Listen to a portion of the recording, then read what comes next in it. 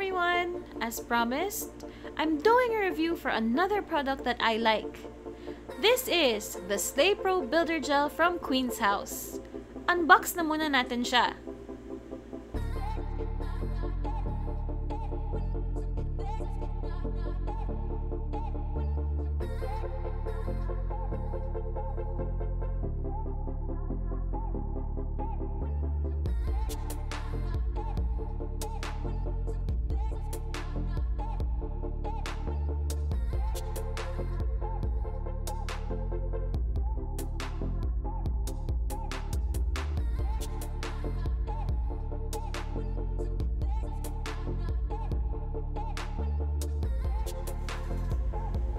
So, na-unbox na natin siya.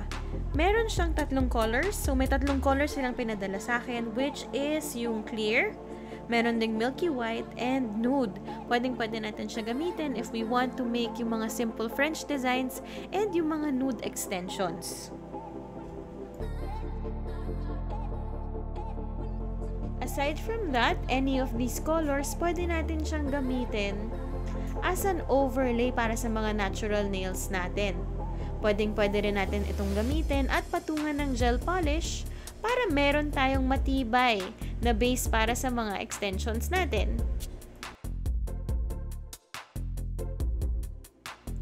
Ganito nga pala yung consistency ng ating mga builder gel. So kung mapapansin nyo, hindi siya sobrang malapot, hindi rin siya sobrang malabnaw.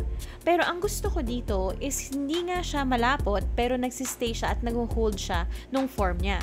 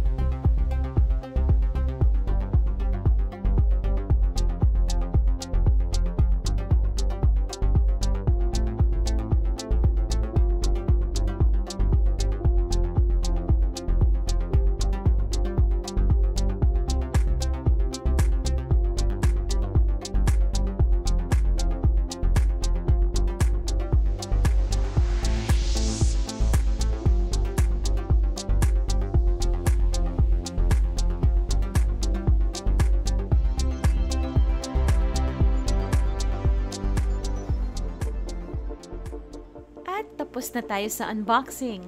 Ngayon naman, pag-usapan natin kung ano yung gusto ko sa product na ito. Number 1 is kung gaano to kabilis matuyo. So, minsan pag mga thick gels, diba, nagkakaproblema tayo. Kasi umaabot ng 2 minutes, 3 minutes, as bumabagsak pa rin siya. Pero dito sa gel na to, hindi ako nagka-problema. 1 minute curing time, okay na siya. Number 2 na nagustuhan ko sa product na to is yung color options. Madalas kasi pag sinabi nating builder gel na pang extensions, clear lang yung binibigay nilang product sa atin. So, madalas clear lang ito. Tapos yung consistency laging bumabagsak pa. So, for this one, meron tayong tatlong color options. We have your clear, you have your milky white, and yung nude. So, tamang-tama yun yung mga pinakasikat na kulay ngayon. Number 3, so isa sa mga pinaka-gusto kong features ng product na to is yung self-leveling formula niya. So katulad nga ng sinabi ko kanina, hindi siya sobrang lapot, hindi rin siya sobrang labnaw, pero nagsa-self-level siya ng tamang-tama lang. So okay na okay to para dun sa mga beginners na hindi pa kaya ng malapot or hindi pa kaya ng sobrang labnaw na products. And para sa mga nail artists dyan, di ba ang usong-usong design ngayon is yung mga embossed gel nail art. Pwedeng-pwede siya gamitin para doon. So, pakita ko sa inyo tong mga video na to galing sa class ko before, makikita nyo hindi agad bumabagsak yung design na ginagawa ko. So, isa to sa pinaka gusto kong properties nitong gel na to.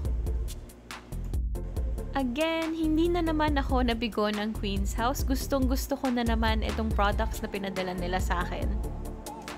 If ever gusto nyo rin mag-avail na itong products na to, pwede nyo silang hanapin sa TikTok, sa Facebook, sa Lazada, sa Shopee. So, hanapin nyo lang ang Queen's House Salon Supplies. Yung next video naman natin is about the builder gel naman. Paano nga ba ito gamitin? Paano ba mag-overlay at paano mag-nail extensions gamit itong builder gel ng Slay? So, antayin nyo lang siya. And I hope you guys enjoyed this video and have a good day. Bye-bye!